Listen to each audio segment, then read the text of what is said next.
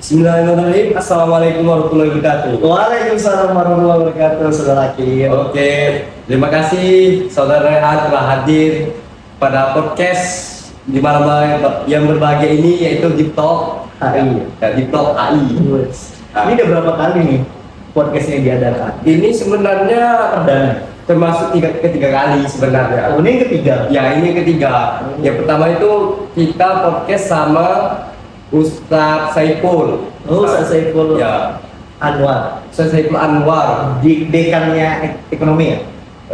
Bukan, dekannya syariah. Oh, dekan syariah. Nah, dekan syariah. Yang kedua itu yang ngisi Raya Ridwan. Oh, bukan yang ngisi, bukan Raditya Ridwan, moderatornya Oh ya, Raditya. moderatornya Raditya. Tapi yang ini itu award di buletin. Oh ya, Surya ya kata itu. Surya. Ya, Surya kan? Ya. Ini saya yang ketiga ya. Oh, ini yang ketiga. Aduh. Oke, ini yang ketiga kalinya. Sebelumnya izinkan saya untuk memperkenalkan pada teman saya ini namanya Ryan Afinata, yaitu teman saya sendiri, teman seprodi ya, sempat gitu kan. Ya, konon juga paling pintar katanya. Bukan paling pintar. Kata teman-teman HI yang lain, katanya dia paling pintar. Makanya saya bersedia untuk mengundang Ryan Afinata ini ke dalam podcast yang pada malam berbahagia ini. Oke, sebelumnya izinkan kami untuk saling men-sharing session ya. Oh iya. Sharing session yaitu terkait sejarah awal mula berdirinya sistem aristokrasi ini, yang dimana sistem aristokrasi ini juga saya baru ketahui gitu. Semenjak saya mempelajari mata kuliah diplomasi Islam, pelajaran yang aktif. Diplomasi Islam itu bukan Sofi. Oh iya, Sofi. Perbandingan politik ya? Yang salah itu. Oh iya, perbandingan politik. Astagfirullahaladzim. Jangan sampai salah. Iya. Ini kita di depan kamera nanti. Iya. Publish kita bisa. Ya aman aja sih. Ya aman aja. Bu, perkenalkan diri saya lebih lanjut lagi ya. Oh ya. Oleh saya sendiri yang mengenalkan Ya. diri. Perkenalkan nama saya Muhammad Afinata. Ya, saya mengklarifikasi perkataan si Akil yang saya itu pintar, tidak. Ya, saya orang pintar, tapi saya orangnya ambisius. Oh. Oke, gitu aja. Ya, jadi namanya pintar tuh orang pintar gak ada, tapi orang yang berusaha Mau belajar. untuk menjadi pintar itu yang ada gitu ya. Oke, saya bukan orang yang pintar langsung dikasih Allah langsung jadi pintar gitu, enggak. Saya orang yang tidak punya kepintaran, berusaha ingin menjadi pintar untuk menjadi terbaik gitu ya. Menjadi terbaik gitu. Ya, oke. Ya, saya sama satu prodi sama Akil hubungan internasional Ya. dan semesternya sama juga ya. Ya, semester semester sama. 4 regular. Kita Oke. akan membahas tadi itu tentang sistem aristokrasi. Ya. Tapi FYI aja, saya di sini sebagai student ya, masih ya belajar lah. Ya, masih butuh belajar lah gitu Masih ya. butuh belajar. Jadi kalau misalnya nanti ada kekurangan ataupun itu tuh harus dimaklumi karena kami masih belajar. Ya. Oke gitu, teman-teman semuanya. Oke. Jadi dalam sistem kita langsung aja ya. Langsung Ya. Oke. Jadi yang saya ketahui dalam sistem aristokrasi ini itu dia tuh lahirnya itu dari runtuhnya sistem demokrasi. Jadi di mana dalam sistem demokrasi itu terdapat orang-orang bangsawan itu. Terdapat orang-orang bangsawan atau lebih dikenal orang aristokrat gitu. Makanya namanya Aristokrat. Ya, makanya dikenal dengan sistem aristokrasi karena ini ya orang-orangnya itu terdapat orang-orang bangsawan atau orang-orang aristokrat. Nah, seperti itu. Nah, terus orang-orang yang di bawah orang-orang aristokrat ini atau orang-orang rakyat jelata gitu. Nah, itu tuh mengkritik terhadap orang-orang aristokrat yang katanya semena-mena dalam berkuasa gitu. Apakah benar seperti itu? Jadi gini ya, izin menjawab ya seperti dari saudara Akil. Ya. Jadi sebenarnya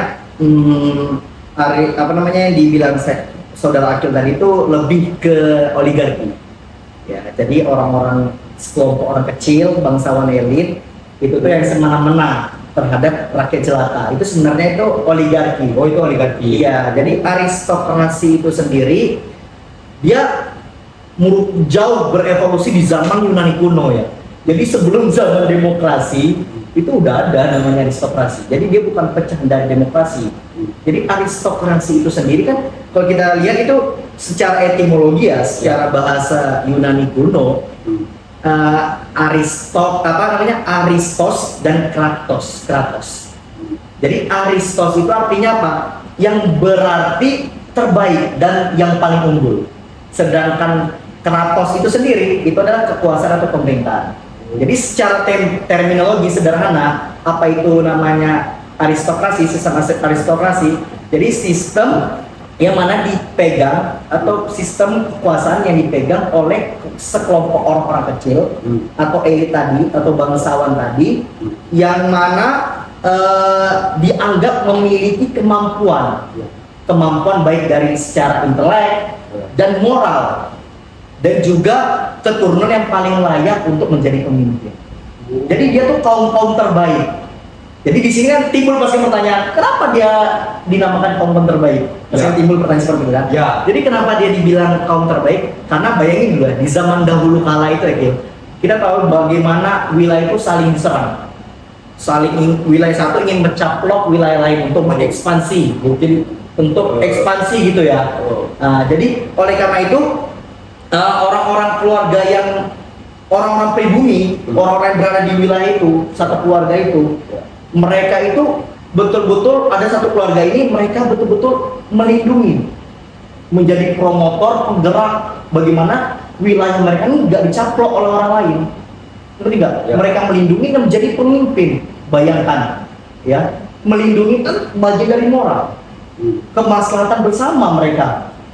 Satu lagi, ketika itu mereka intelek mereka namanya berperang, misalnya ada nih wilayah satu mencaplok wilayah kita, kita harus punya strategi dong. Iya nggak? Itu punya kemampuan intelek kan dia. Jadi di situ loh makanya dibilang kenapa mereka itu kaum terbaik, karena mereka itu betul-betul melindungi dan memimpin bagaimana wilayah mereka tidak direnggut oleh wilayah orang lain.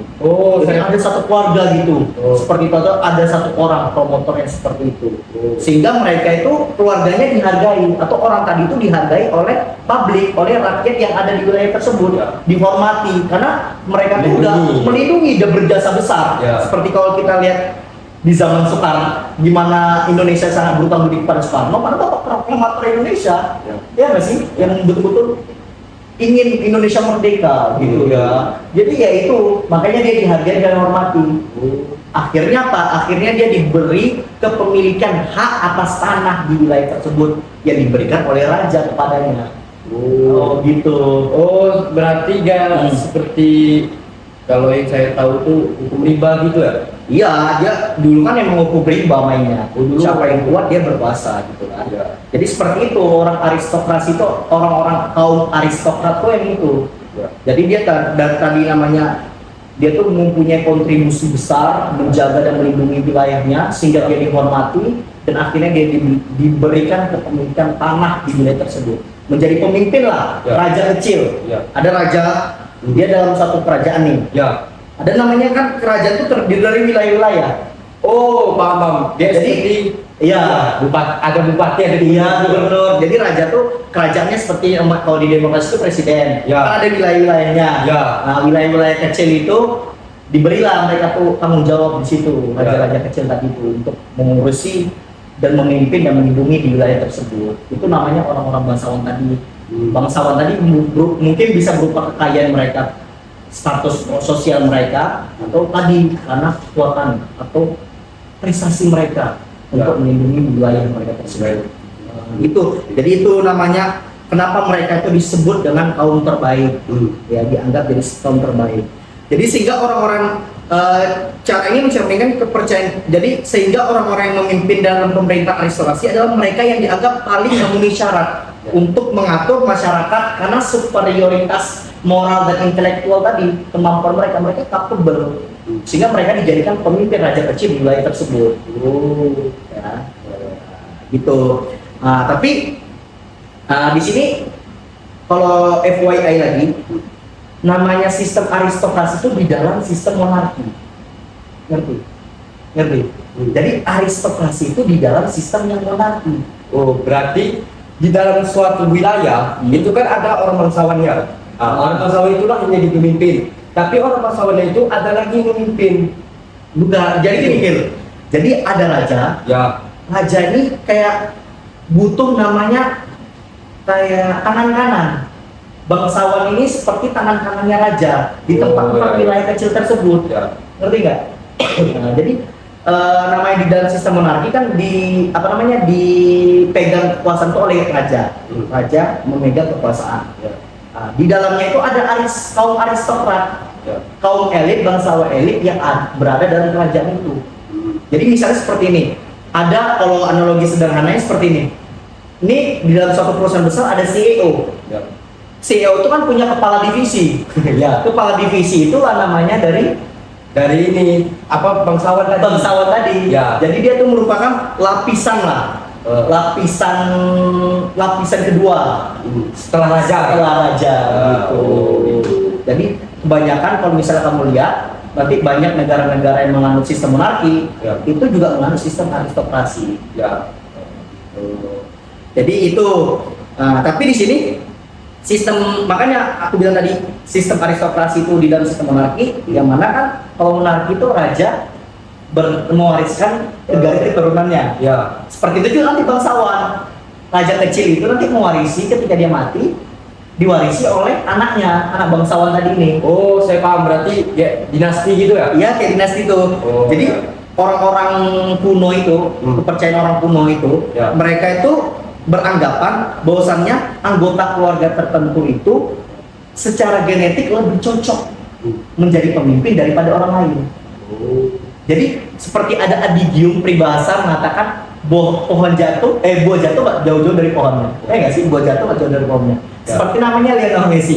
Lionel Messi bapak kan, Ya. anaknya nggak jauh-jauh dari bapaknya pemain jago main bola juga. Ya, sama Gitu. Ronaldo juga. Ya, jadi tadi aku bilang gitu juga, makanya orang-orang aristokrasi ini orang-orang kuno tadi, orang-orang terlebih dahulu orang dahulu itu Ya. percaya bahwasannya namanya misalnya ada suatu pemimpin yang baik, Ya. dia punya anak, Ya. anaknya tuh ketika nanti namanya pemimpin ini meninggal, anaknya tuh yang pasti punya capable, karena dia namanya buah jatuh nggak jauh-jauh dari pohonnya, dari ayahnya gitu. Iya. Jadi mereka seperti itu Gil. Oh. Ya. Nah, jadi di sini akan tapi Gil, sistem namanya aristokrasi ini, namun Aristoteles ya. Jadi Ya. kalau kita melihat aristokrasi, kita penggal kalimatnya itu Aristoteles. Jadi aristokrasi ini berevolusi pada zaman peradaban kuno, Yunani kuno itu. Ya. Akan tapi baru diberi nama oleh Aristoteles dan Plato. Plato itu guru dari Aristoteles ya. Ya. Jadi namanya ditemukan namanya itu oleh Aristoteles sama Plato tadi. Ya. Namanya aristokrasi. Nah, Jadi aristokrasi ini juga menegaskan bahwa setiap bentuk pemerintahan itu bisa berubah menjadi buruk. Gitu. Jadi setiap sistem pemerintahan itu dapat berubah menjadi buruk. Ya. Monarki bisa berubah jadi tirani. Paham. Jadi misalnya monarki itu kan raja itu pemegang kekuasaan. Ya. Monarki yang ideal apabila raja itu yang bijaksana. Tapi kalau rajanya diktator, akan jadi buruknya dari sistem monarki itu nanti jadinya tirani. Ya. Jadi ada kekurangan kelebihan. Ya. Gitu. Dan aristokrasi itu jadi oligarki. Ngerti? Aristokrasi emang sekelompok orang kecil tadi, Ya. sekelompok bangsawan yang memimpin, Ya. yang mana itu untuk kepentingan rakyat, untuk kepentingan umum. Tapi kalau misalnya orientasinya nanti berubah jadi kepentingan pribadi, itu jadinya oligarki. Jadi sistem pemerintahan yang bagus itu bisa jadi buruk, tergantung namanya siapa yang Rajanya. Iya, tergantung siapa yang kekuasaannya. memegang kekuasaannya. Ya. Ya nggak sih? Ya. Namanya pisau, analogi sederhana. Pisau kan dibuat itu untuk kita memanfaatkannya untuk memotong kue. Ya. Pokoknya untuk pemanfaatan bagi manusia kan. Ya. Tapi kalau misalnya digunakan oleh oknum jahat, Ya. bisa membunuh orang dong. Ya. Yang bisa membunuh kau. Ya. Jadi gitu seperti itu. Ya. Gitu. Namanya itu. Nah, jadi di sini pun si Aristoteles mengatakan bahwasannya namanya sistem aristokrasi itu adalah sistem yang sangat ideal. Ya. Sistem yang sangat ideal, pemerintah yang sangat ideal selama para pemimpinnya itu mengutamakan kepentingan rakyat daripada kepentingan pribadi. Jadi namanya suatu sistem itu seperti itu. Ya kalau kita korelasikan dengan Islam, memang Islam menuntut kemaslahatan bersama. Ya. Ya nggak sih? Ya maksudnya yang ada di dalam sistem itu sebenarnya udah ada di dalam Islam. Ya. Tapi mereka mensekularisasikannya, memisahkannya dengan unsur agama. Ya nggak sih? Ya. Jadi bahkan bayangkan loh, zaman Sparta dan Athena, Ya. mereka berpikir bahwasannya sistem pemerintah ideal itu yang harus mementingkan kepentingan rakyat, kepentingan umum, bukan kepentingan pribadi. Ya nggak sih? Ya. Dari zaman dahulu loh. Ya. Sedangkan di Islam, berarti Islam itu kita tahu kan, Islam mementingkan unsur maslahah, Ya. masalah bersama. Jadi dulu aja emang Islam itu udah sangat relevan dalam kehidupan sehari-hari. Ya nggak sih? Ya. Dalam kehidupan sistem pemerintah sangat relevan. Ya.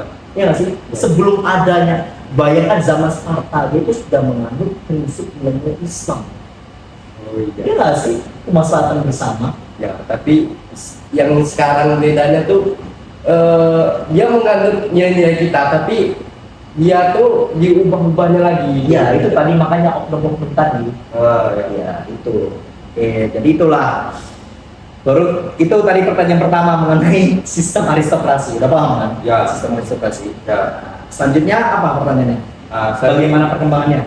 Bukan. Jadi tadi kan seperti yang telah dijelaskan tadi, itu kan ada kaitannya dengan sistem monarki dalam sistem aristokrasi itu. Iya. Sedangkan monarki itu ada monarki konstitusional sama monarki absolut. Iya. Nah, itu monarki seperti apa? Jadi di zaman dahulu tuh monarkinya tuh lebih ke monarki yang absolut. Jadi perintah raja itu adalah wakil Tuhan. Jadi raja itu adalah hukum. Jika dia bilang A, ya harus dituruti, perintahnya harus A. Firaun. Iya seperti itu. Ya, itu zaman dahulu. Nah, tapi tadi karena banyaknya tadi raja semena-mena, akhirnya timbullah gerak-gerakan revolusi. Ya, jadi gerak-gerakan modern yang mana tidak mau terulang kembali seperti hal yang serupa. Akhirnya mereka menggunakan dia monarki tapi konstitusi. Jadi raja itu hanya sebagai simbolis, seremonial, simbolis kepala negara. Akan tapi ada kepala sistem pemerintahannya yaitu perdana menteri. Itu namanya konstitusi. Jadi raja, misalnya mereka salah, tidak mengikuti undang-undangnya dan mereka bisa dihukum. Kalau di zaman monarki konstitusi. Tapi kalau di monarki absolut yaitu Berdasarkan dasar Tuhan gitu kan. iya. Jadi bukan berdasarkan ya dia tuh wakil Tuhan, seenak-enaknya dia memiliki hak Iya, prerogatif. Ya seperti itu. Jadi mungkin yang Anda sampaikan tadi mungkin yang sistem aristokrasinya itu yang monarki absolut. Ya, zaman-zaman dahulu itu loh. Ya gitu. Dah. Terus Satu lagi. terus selanjutnya Minum dulu ya. Ya. Sama sekali. Habis suara. Ya, oke. Terus oke. Iya kan. Minus. Terus untuk selanjutnya pertanyaan selanjutnya nih. Saya masih penasaran terkait sistem aristokrasi ini. Apakah sekarang kan udah modern ya? Iya. Udah modern bro. Emang kau masih bilang ini tradisional? Ya. Ini kan udah modern. Ya. Zaman industri 5.0. Asik. Ini oke. Jadi kan sekarang kan udah zaman modern gitu kan. Apakah di perkembangan zaman modern ini sistem aristokrasi ini masih dipakai? Kan tadi kan udah jelaskan bahwasannya sistem aristokrasi itu dipakai semenjak zaman Yunani kuno. Iya. Nah, apakah sampai sekarang itu digunakan? Sebenarnya sampai sekarang unsur-unsur aristokrasi sendiri itu udah masih digunakan. Kalau kita lihat di Bretagne, di Inggris, itu mereka juga masih menganut sistem aristokrasi. Jadi negara yang masih menganut sistem monarki, secara otomatis dia masih menganut sistem aristokrasi. Ya. Jadi seperti namanya di Britain, di Inggris itu ada namanya House of Lords. Apa ya di sini tuh ya? Jadi ada di situ tuh namanya House of Lords tuh. Iya, House of Lords, tau kan? Jadi House of Lords tuh mungkin masih ada kaitan dengan revolusi Prancis. Enggak. Jadi House of Lords itu tuh seperti majelis bangsawannya di Inggris. Ya. Ya, jadi majelis bangsawannya di Inggris itu disebut namanya House of Lords. Jadi mereka selama ratusan tahun anggota dewan ini adalah bangsawan yang mewarisi kursinya, sehingga mereka bisa merubah bahkan menolak undang-undang yang ada. Jadi sampai mungkin sekarang masih ada prinsip ini masih diambil yang masih bersistem monarki. Ya masih dengan sistem monarki. Iya, jadi kayak misalnya ada senat-senat gitu, kan ada di negara tuh ada senatnya, ada dewan-dewannya, Majelis salah lah gitu, Ya. di Sulawanya gitu Ya, ya. Jadi majelis banyak lah a'la ya, ya. seperti itu akhirnya. Oke. Terus apakah sistem aristokrasi ini kan di monarki itu ada cakupannya gitu. Masih ada keterkaitannya sistem aristokrasi ini dalam monarki. Apakah dalam sistem demokrasi itu masih ada kaitannya juga? Jadi kita harus memisahkan dulu ya antara sistem aristokrasi dan demokrasi. Ya. Ya, itu sangat berbeda. Jadi demokrasi ini kritikan untuk sistem aristokrasi. Oh, Ngeri. Ya kan gini loh, prinsip demokrasi kan yang mana kekuasaan tertinggi dipegang oleh rakyat. Ya kan? Jadi kalau misalnya kita sejarahin ya, misalnya demokrasi, misalnya kalau kita bisa lihat ya, realisme. Ada debat teori realisme versus liberalisme. Ya. Jadi kan itu liberalisme respon akan adanya realisme. Jadi seperti itu juga. Jadi aristokrasi ini respon adanya demokrasi. Jadi apa namanya? Demokrasi ini respon adanya aristokrasi. Jadi kita harus tahu sejarah dulu ya, bagaimana demokrasi ini bisa apa namanya bisa dibentuk gitu ya Kak. Jadi terbentuknya demokrasi ini ketika itu nih ya, kalau misalnya demokrasi itu emang sudah ada, udah dianut, udah dianut di zaman peradaban dulu. Nah tapi namanya baru ada itu ketika Revolusi Prancis. Setelah revolusi Prancis itu. Oh ya. Itu baru. Tapi ya kita lihat bagaimana lahirnya sistem demokrasi ya. Tapi ini yang klasik ya. Yang klasik yang dahulu tuh ya. Jadi dulu munculnya demokrasi ini itu rakyat Athena sudah muak. Jadi kan dulu Athena sama Sparta di zaman itu. Nah, jadi Athena ini sudah muak ketika seorang tirani bernama Hippias digulingkan. Jadi ketika itu kan makanya aku bilang tadi kan monarki buruknya tuh tirani. Jadi kalau ada yang pemimpin diktator, Hippias itu pemimpin yang sangat diktator. Jadi oleh karena itu masyarakat rakyat Athena ini udah muak sama kelakuan dia. Udah muak kali lah. Maksudnya dia seenak dewenya, seenaknya aja. Karena sistem oligarki yang dia pakai. Ya sistem monarki dia pakai, salah digunakan. Seharusnya raja itu bijaksana, dia nggak bijaksana. Jadi ya udah ketika itu dia menindas rakyat bawah ya, bawahan jelata gitu. Rakyat itu udah muak sama dia. Kira digulingkan lah ketika itu dia, digulingkan dari raja gitu ya. Dan ketika itu ada bangsawan bernama Isagoras. Mereka tuh mencoba mengambil alih. Jadi ketika ini ada peluang nih.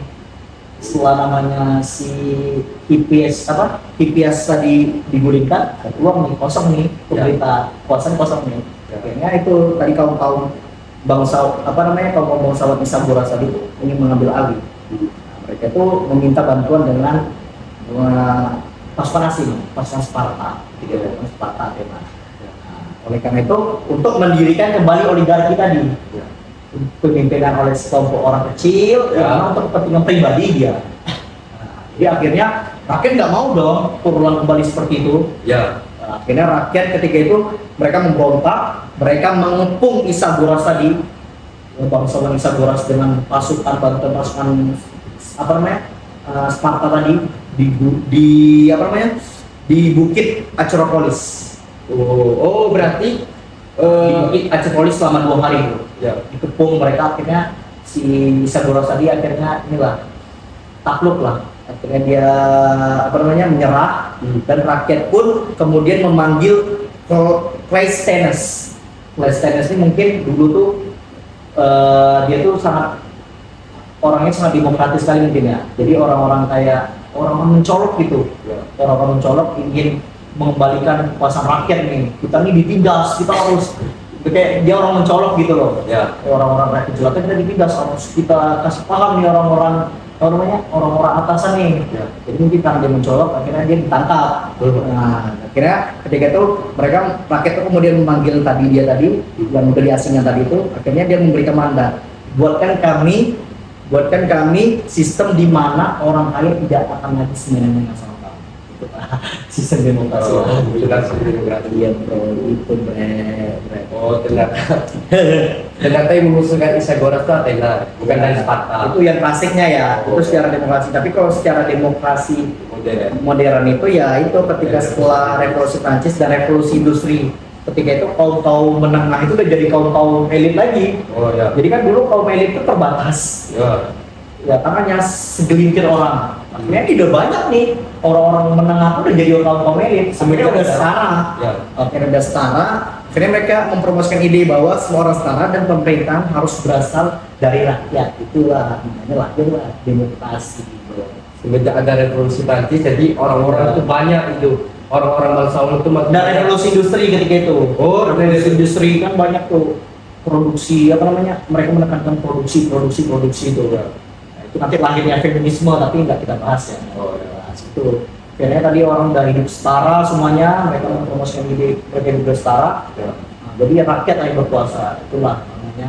Makanya rakyat itu memegang kekuasaan tertinggi di dalam sistem demokrasi. Oh ya. Gitu. Nah, itu secara modernnya ya, maksudnya secara ininya sistem demokrasi itu lah sebenarnya gitu. Mungkin gitu. Terus ya satu lagi. Tadi kan adanya revolusi industri itu setelah revolusi Prancis atau Itu mungkin berkesinambungan lah. Adanya revolusi Prancis, akhirnya sekarang tuh mereka udah lebih fokus pada ekonomi. Kan dulu tuh maksudnya udah mereka ingin produksi lah. Ya, udah mulai lah mereka tuh lebih ke profit oriented gitu kan. Jadi produksi, revolusi industri, akhirnya orang-orang menengah jadi orang-orang yang kaya, orang-orang yang setara gitu kan. Akhirnya tidak ada lagi kan namanya yang bisa dipermudah. ya Ya nggak sih? Orang udah setara. Makanya kalau kita belajar di IT, teori deterrence. Deterrence itu gini bro. Jadi ketika namanya dulu kan kekuasaan itu hanya bipolar. Ya. Kalau enggak unipolar. Amerika yang berkuasa, kalau enggak Amerika dan Rusia. Akhirnya sekarang udah banyak yang bisa punya nuklir, punya pasukan militer. Ya, banyak. Sehingga ketika namanya misalnya Israel menyerang Iran, ya mungkin Israel berpikir kalau secara militer, maksudnya secara senjata kami lebih unggul. Ketika dia nyerang, akhirnya Iran nggak mau kalah juga. Dia punya nuklir juga, akhirnya menyerang balik. Akhirnya sekarang kan udah nggak ada serang-serangan lagi kan? Karena itu deterrence, sudah banyaknya orang-orang yang orang-orang yang mempunyai pencapaian yang sama bisa. Akhirnya mereka juga berpikir dua kali kalau ingin melakukan sesuatu itu. Kan adanya penindasan itu ketika ada orang kaya dan seorang miskin. Tapi kalau udah kaya semua, siapa yang menindas? Gitu kan? Analoginya kan? Gitu. Jadi kayak relevan gitu dengan teori hari gitu. Mungkin ya gitu. Terima kasih saudara atas dedikasi. Iya, ini yang pertanyaan kedua dulu. Sudah semua ini udah semua.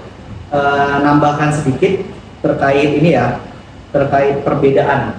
Jadi kita di sini mungkin closing statement-nya itu perbedaan antara oligarki, monarki, aristokrasi, dan juga apa lagi ya? Itu aja lah mungkin. Ini sangat berbeda. Aristokrasi itu memang kekuasaan itu dipegang oleh sekelompok orang kecil atau bangsawan elit. Tapi mereka tuh memiliki kemampuan. Dan mereka memiliki kemampuan secara intelek dan moralitas. Oke, seperti itu. Tapi untuk kepentingan bersama. Sedangkan oligarki itu sama halnya dengan sistem aristokrasi. Akan tapi itu sekelompok orang itu orientasinya berbeda. Kalau orientasi dari aristokrasi itu namanya untuk kemaslahatan bersama, kepentingan bersama, kalau mereka untuk kepentingan individu mereka. Ya. Itu ya, itu perlu di garis bawahi gitu. Kalau namanya monarki itu kan namanya raja. Ya. Jadi monarki itu sistem kerajaan. Ya.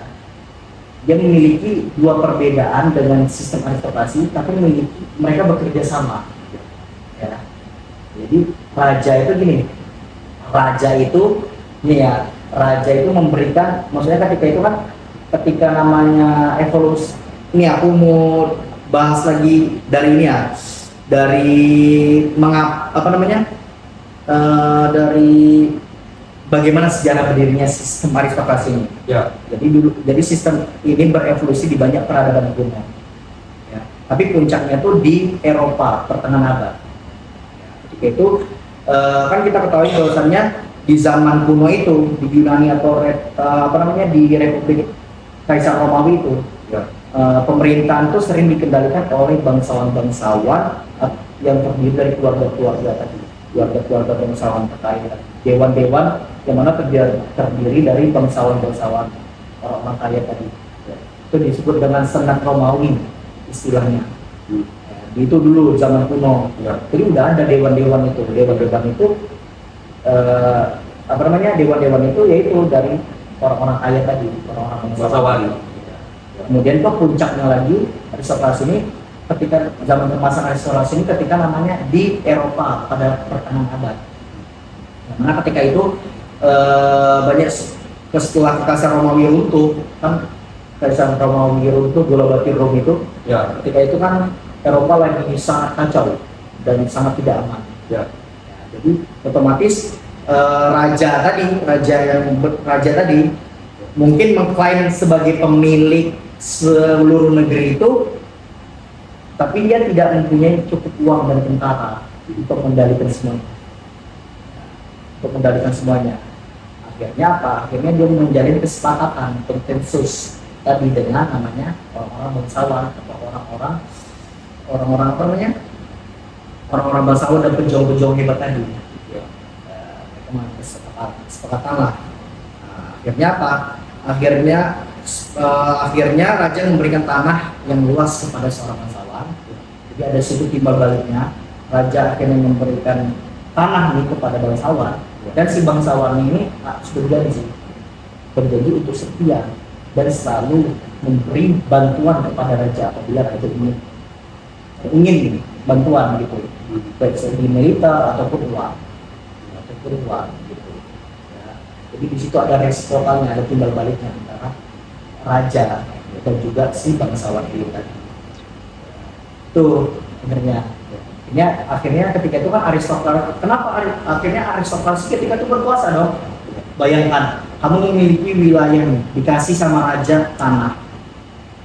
Jadi rakyat jelata itu kalau mau tinggal di sana otomatis harus membayar pajak loh. Harus bekerja untuk kepada bangsawan tadi ini, ya sih, untuk mereka bisa tinggal di situ dan dilindungi. Akhirnya jadi si bangsawan tadi itu seperti yang namanya raja-raja kecil, mereka memiliki pengadilan sendiri, memiliki sistem sendiri, memiliki sistem ekonominya sendiri gitu. Jadi, tapi ketika mereka meninggal, mereka itu mewariskan kepada anaknya yang menjadi bangsawan lagi gitu. Oke. Jadi seperti itu. Jadi itu bagaimana aristokrasi itu berkuasa dan bagaimana munculnya aristokrasi itu sendiri, sistem aristokrasi tadi sendiri. Oke. Terima kasih saudara atas dedikasinya, atas ilmunya juga, dan telah menemani saya juga di malam yang berbahagia ini. Mungkin cukup sekian dari kami. Kurang lebih mohon maaf apabila ada kesalahan, kami minta maaf. Assalamualaikum warahmatullahi wabarakatuh. Waalaikumsalam warahmatullahi wabarakatuh. Terima kasih banyak Bang Mungkin. Ya. Oh,